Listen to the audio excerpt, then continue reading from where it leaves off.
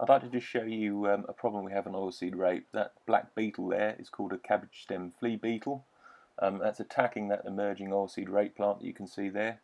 You can see it's badly pockmarked, shot holed as we call it.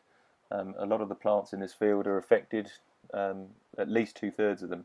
We used to rely on a seed treatment, a neonicotinoid seed treatment, which the seedling would take up as it started to grow, and if these flea beetle then ate the leaves, took a bite, they would then die.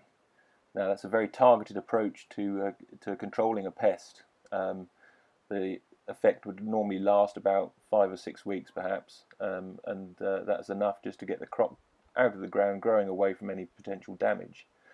Unfortunately, we've lost that seed treatment on oilseed rape, which means that well, when I have pressure like this in a field, I'm unfortunately going to have to do something I hate doing, which is spray an insecticide.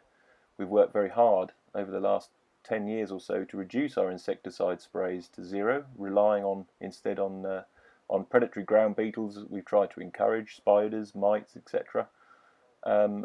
Unfortunately, any insecticide that I spray over this field is not at all targeted. It'll hopefully kill the cabbage stem flea beetle, but unfortunately any other predators in the field are also going to cop it as well, which is not something I want to do. But if I don't do it, I'm afraid that I'm going to lose this crop, because the pressure has come in this field within 2 days. 2 days ago there was none of this damage whatsoever and no beetle, and they've just seemed to have come in with a real force this year.